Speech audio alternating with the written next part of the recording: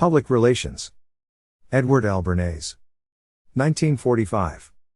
Narrated by Skeptical Waves. Part 1. The Growth of Public Relations. 8. The Public Be Informed, 1900 to 1919. As the 20th century got underway, there was a conscious recognition of serious national abuses in the United States. American democracy was challenged to meet a crisis created by the economic, technological, and social changes of the latter half of the 19th century. The fabulous expansion of industry, the decline of rural opportunity, and the rugged individualism of the industrialists produced a revolution in public opinion, which now embarked upon a quest for change. Discontented workers, farmers, and reformers developed new public relationships that affected political and social changes. Speaking for this nationwide reform movement, the muckrakers, writing for popular magazines and for newspapers, made a concentrated attack on the abuses of business and other forces. The various public relations drives that took place in the period dealt with the broad field of social justice and conservation, with better safety of the workers, with food adulteration, and with greater care of children. Science and invention, of course, which had greatly improved communication and transportation, aided all these activities. The power press, the linotype, the typewriter, the telephone, the wireless, the telegraph, the motor truck, the automobile all were agents of great acceleration in this period. It must be remembered, too, that the development of newspapers and low-priced magazines helped to further all kinds of public relations activities. Mr. Dooley, F. P. Dunn, characterized the period in these words: "Yes, sir, th hand that rocks th fountain pen is th hand that rules the world."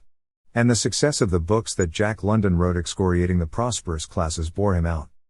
From 1901 to 1916, muckrakers exposed the excesses and corruption of business and government.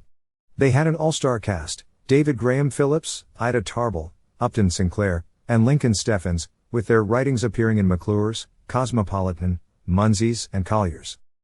This period also saw a growing movement against imperialism, handled on a broad public relations basis. Writers, editors, and social workers such as William Graham Sumner, William James, David Starr Jordan, Jane Addams, E. L. Godkin of The Nation, Samuel Bowles of the Springfield Republican, Hamlin Garland, William Dean Howells, Mark Twain, Thomas Wentworth Higginson, and William Vaughn Moody joined in. Ray Stannard Baker made an investigation of the railroads and showed how they corrupted politics by means of powerful legislative lobbies. He demonstrated their influence over public opinion through a secret publicity agency, furnished with millions of dollars for purposes of buying the press. William Randolph Hearst, a potent figure in his early days, attacked privilege, monopoly, corporate power, the plunderbund of banks and trusts, and prepared the way for S. McClure's muckrakers. He attacked the Coal Trust and helped jail the president of the Ice Trust, although his editorial opinions in theatrical matters were for sale, as Will Irwin proved. The efforts of all these people compelled business to recognize how vital favorable public opinion is. The result was a counteroffensive by big business through a type of public relations that was principally whitewash. Business did not alter its conduct greatly. The large units under attack merely had their publicity men paint attractive pictures of what they were doing, depending principally upon the technique of presenting favorable facts. Nature will care for progress if men will care for reform, Professor Simon N. Patton declared. William Graham Sumner, of Yale, talked about the laws of nature and success. George Baer, president of a Morgan railroad, warned the workers that God in his infinite wisdom had turned over wealth to the capitalists. The muckrakers' era began in 1901, rose to its full force in 1903 to 1904, got some support from President Theodore Roosevelt, lasted until 1912, and found later expression in President Wilson's New Freedom of 1916. Says C.C. Rieger in his book, The Era of the Muckrakers. Jarred for once out of their calm satisfaction with life in this benign land, men started examining the institutions they had built, and suddenly realized that they fell somewhat short of the assumed perfection. Muckraking became a paying business, enlisting the most skillful pens the nation could boast.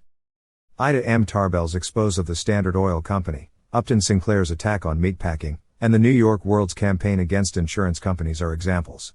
Lincoln Steffens, Ida Tarbell, and others spent months checking and rechecking facts before publishing an article of 5,000 or 6,000 words exposing some particularly unsound activity of business or government.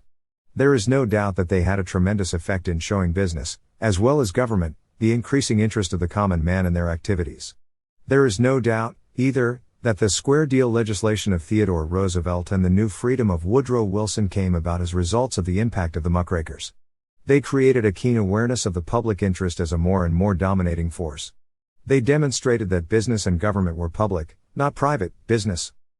Between 1895 and 1905, Le Bon wrote The Psychology of Peoples and Tardet's Opinion and the Crowd. Now the whole subject of public opinion was being more and more widely discussed in serious circles. Indicating the general attitude in America in 1899, John Graham Brooks had said, "The forced publicity for private as well as for public corporations in Massachusetts makes any dangerous type of stock watering extremely difficult." The honeymoon between business and the public of the developing period of the 60s was over now. The nature of the new age was not limited to public interest in business and government alone. Every activity that concerned the public, from politics to journalism, was exposed to continued scrutiny, criticism, and constructive action. Stuart Chase had not yet written of the tyranny of words, but certainly words had a political tyranny on the public. Louis Brandeis coined the phrase "the curse of bigness" and made it stick in the public mind. Publicity was the keynote in all this activity. William James expressed the belief that anything might be done that any sufficient number of subscribers to any sufficient number of sufficiently noisy papers might want. And Henry C. Adams, professor of economics at the University of Michigan, said, "From whatever point of view the trust problem is considered, publicity stands at the first step in its solution." Women's clubs, too, were becoming adept at the lively business of shaping public opinion. There were 1 million members of women's clubs who were learning how to achieve social reform through exerting mass pressure on politicians and industrialists. The National Federation of Business and Professional Women's Clubs veered from contemplating abstractions in their meetings to concerning themselves with the social order, child welfare, public health, protection of women in industry, pure food, extension of education, civil service reform, and the elimination of commercialized vice. Muckraking did not make business change its spots, it simply made business word conscious, and it made publicity one of the weapons in a free-for-all fight for the maintenance of social control over the goodwill of the public. News and handouts chosen with a view to their effect on the public were released to the papers. A broad policy of public information was instituted, first by those groups that had been most affected by the muckrakers and then by other groups. It is interesting to see how the electric railways, the electric light, and other public utility interests took up the challenge. The presidents of the United States, too, did their best to utilize the new weapons and techniques in order to reflect their leadership and, at the same time, the spirit of the times. Theodore Roosevelt was already a veteran in dealing with the press when he went to the White House, and the press, of course, was then America's #1 communications medium. While Roosevelt was governor of New York, relates James E. Pollard in The Presidents and the Press, he used to see the newspapermen every day at 11 a.m. and 5 p.m. These conferences were conducted on an informal, intimate basis, a system he kept when he went to the White House. David S. Berry, a Washington correspondent, in 40 Years in Washington, asserted that Theodore Roosevelt knew the value and potent influence of a news paragraph written as he wanted it written and disseminated through the proper influential channels better than any man who ever occupied the White House. Roosevelt's words and deeds had a striking effect on public opinion. They dramatized the movement for social reform and brought new laws that gave legal sanction to those reforms. Roosevelt himself coined the word muckrakers from a character in Pilgrim's Progress who could look no way but downward with the muckrake in his hands. President Taft, unlike his predecessor, did not know how to handle the press. He was sensitive to newspaper comment and annoyed by reporters. While he was Secretary of War, Taft had got along well with the press and was popular with Washington correspondents. But when he became president, his relations with the press became aloof, cold. He started off on the wrong foot when he refused to see the correspondents on the day he was inaugurated, and as time went on, the newspapermen became angry with him for withholding news. Major Archie Butt, military aide to both Roosevelt and Taft, explained, Mr. Roosevelt understood the necessity of guiding the press to suit one's own ends. He was his own press agent, and he had a splendid comprehension of news and its value. With Taft it was different. He did not understand, Butt said, the art of giving out news, and therefore the papers print news as they hear it and without any regard for the facts. As a professor at Princeton University, Woodrow Wilson had already affirmed his belief in publicity.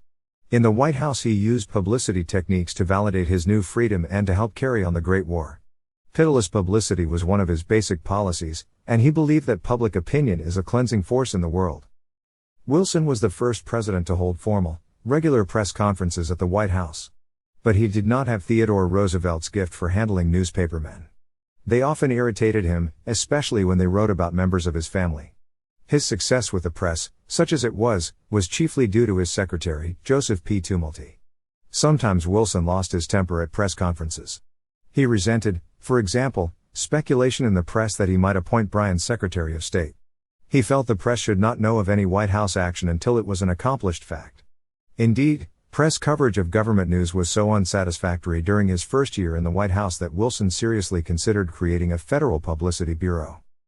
In a talk before the Press Club in New York in 1916, Wilson said, "Force can sometimes hold things steady until opinion has time to form, but no force that was ever exerted, except in response to that opinion, was ever a conquering or predominant force." In government agencies created to curb business excesses, such as the Federal Trade Commission, Wilson used publicity as a weapon. The fight for pure food was based largely on publicity.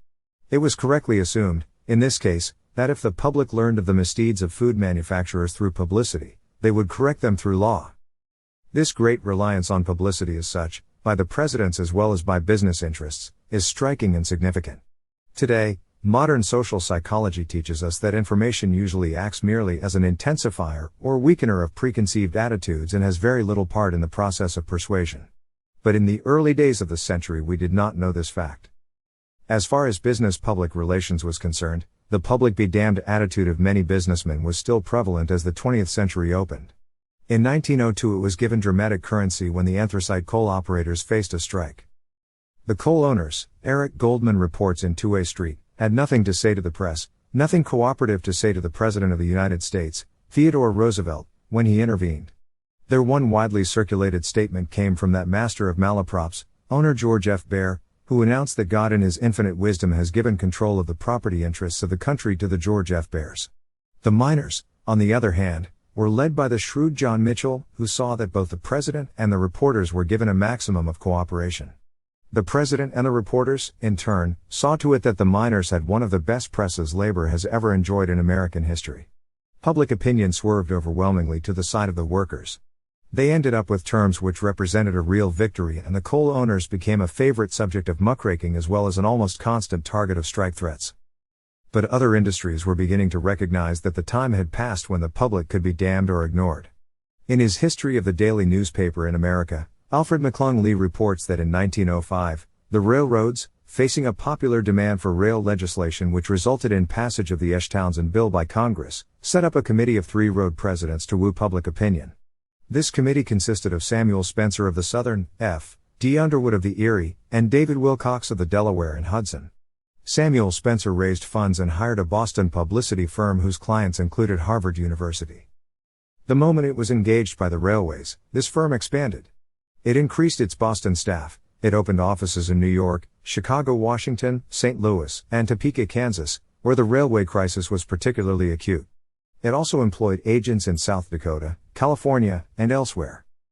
According to Ray Stannard Baker, who described this publicity campaign in McClure's magazine in 1905 to 1906, the Chicago office of the publicity firm employed 43 people. In addition, it hired variable correspondents in various state capitals and in Washington, who sent in daily or weekly letters on various subjects, never failing to work in massed material favorable to the railroads. Representatives of the firm contacted editors throughout the country, noted their views, supplied them with material, then checked the newspaper columns for results. Soon the anthracite mine owners also changed their policy in regard to the public. When a second coal strike broke out in 1906, they realized how much public goodwill Bear's statement had cost them and decided to call in the publicity firm of Parker and Lee. This firm advised the coal operators, according to Professor Goldman, that the public was no longer to be ignored, in the traditional manner of business, nor fooled in the continuing manner of the press agent. The public was to be informed. The junior partner of that publicity organization was Ivy Ledbetter Lee. Any book on public relations that would fail to include his activities would be incomplete. He entered business publicity in a period when the muckrakers were at the height of their influence. From 1906, when he represented the anthracite mine operators, until his death in 1934, he obtained recognition for the policy of the public be informed. While sometimes he lapsed from his declared policy to the extent of whitewashing his clients, students of the field consider his statement to the press on behalf of the mine owners in 1906 and his declaration of principles issued to the press that year as milestones in the development of modern business publicity. The story of Ivy Lee may be read in detail in books by Alfred McClung Lee, Eric Goldman, and Henry J. Pringle. Lee's clients over the years, among them the Pennsylvania Railroad, the Rockefeller Interests, Armour and Company, the Bethlehem Steel Company, the Chrysler Interests, Portland Cement, the Guggenheim Interests, and the American Cuban Sugar Interests, indicate the growing awareness of business that public opinion must be taken into consideration. It was this growing awareness that made the 1920s and the 1930s the most important era in the development of modern public relations. In the period under discussion, and down to the 1920s, the term used for informing the public was publicity. But as early as 1908, Theodore Newton Vail, president of the American Telephone and Telegraph Company, used the term public relations. This term appeared as the heading of Vail's annual report in March of that year. Is the management honest and competent? Vail asked. What is the investment? Is the property represented by that investment maintained at a high standard? What percentage of return does it show? Is that a fair return? Is it obtained by a reasonable distribution of gross charges? If these questions are answered satisfactorily, there can be no basis for conflict between the company and the public. In August 1913, Vail issued another statement to the effect that we have found that our interests were best served when the public interests were best served, and we believe that such success as we have had has been because our business has been conducted along these lines. Again, in October 1913, addressing the annual conference of the Bell telephone system in New York, Vail said, "The immediate future is bound to be a very critical period, in that the public mind is in an unsettled condition toward all utilities. The present attitude of the public towards all utility corporations has been largely created by the past attitude of corporations towards the public by assuming to be and acting as if they were masters of the situation. The public are awakening to the fact that they, the public, are the masters of the situation. There is no doubt in my mind that the public, by that I mean the majority, are inclined to be fair." In his talk, Vail emphasized the informational aspect of public relations. The only way to correct misunderstanding or lack of knowledge on the part of the public, he said, was by publicity and full disclosure. Publicity based on information and disclosure was as far as the field had gone when the First World War broke out. Engineering of consent on a mass scale was ushered in the 1914-18 period.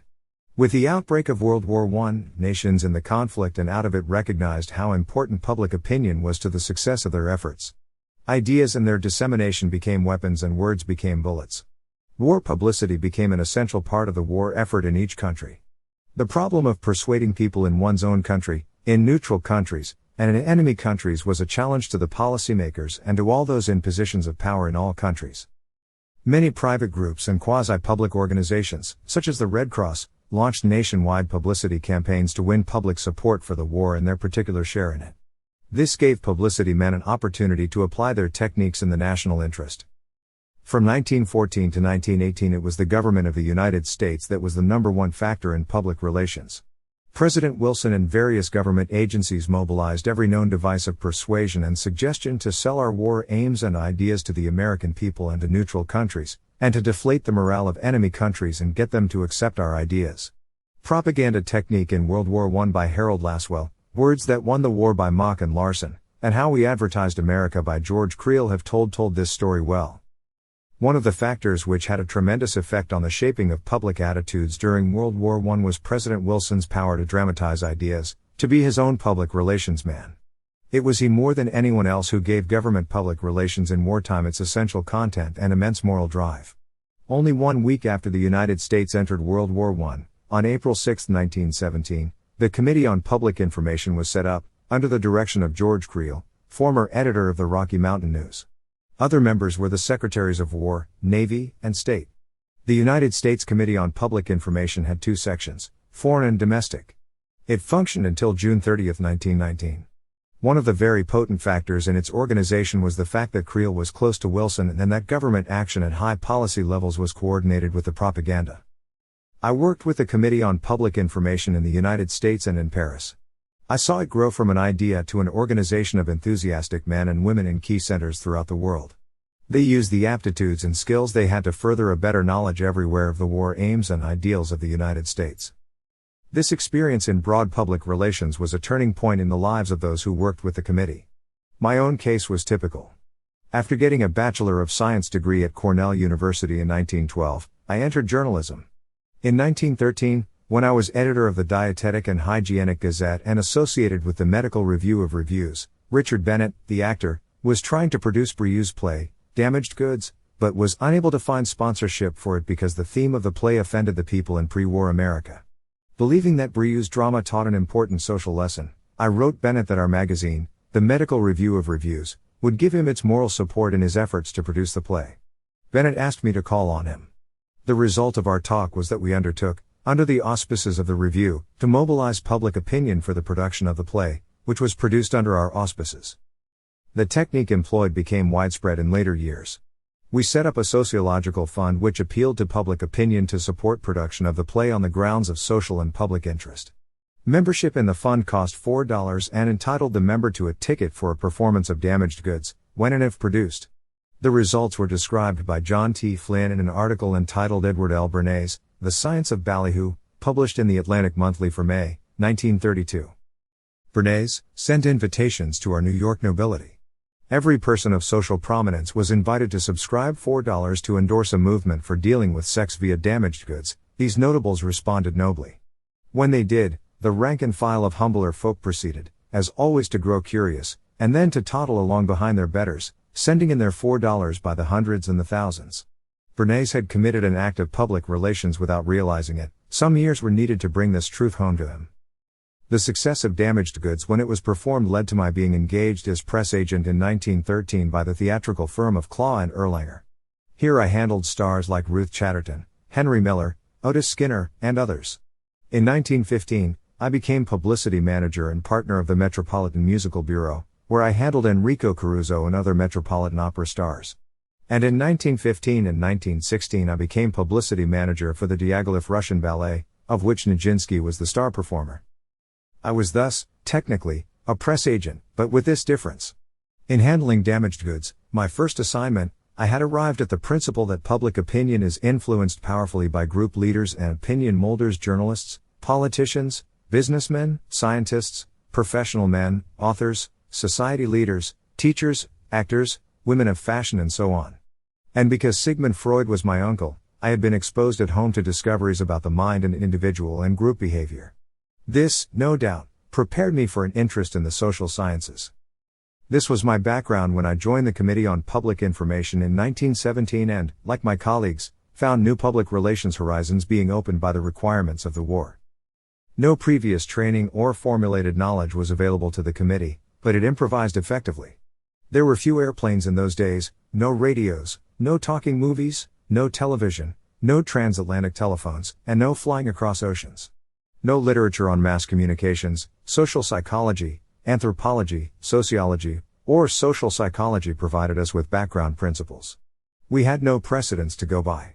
But every existing channel of mass communication was used to the full: posters, billboards, advertising, exhibits, pamphlets, newspapers, and envelope stuffers. New methods were tried, too. In mobilizing civilian America, Tobin and Bidwell assessed the work of the committee. The willingness of Americans to bear the war's burden was strengthened by the work of the Committee on Public Information, which stimulated the people to put forth efforts far in excess of what could have been exacted by legal compulsion. The conscription of opinion, like the draft of soldiers, outran the organization of the industrial machine. Established in the week of America's declaration of war, the committee mobilized all available means of publicity. It bombarded the public unceasingly with enthusiastic reports on the nation's colossal war effort and with contrasts of our war aims and those of our allies, with the war aims of the Central Powers.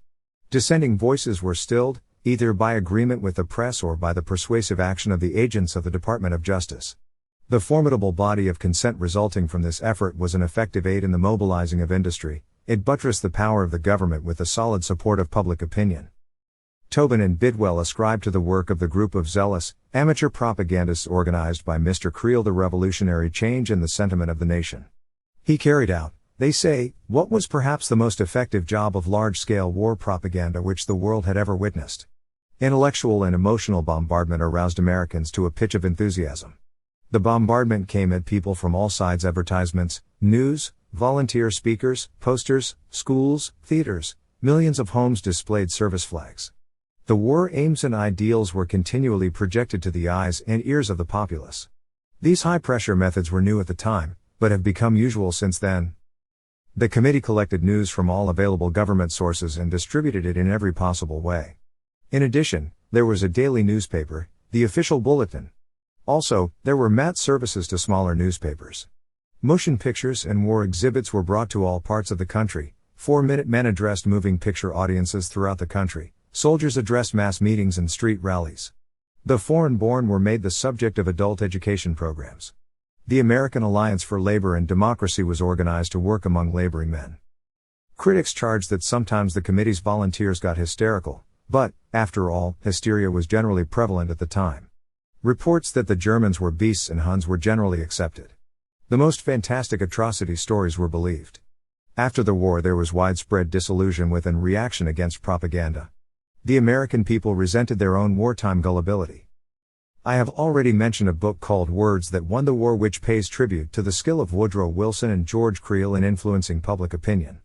Later, the slogan "Equally true that words won the war but lost the peace" came to remind us never to place too great a reliance on words.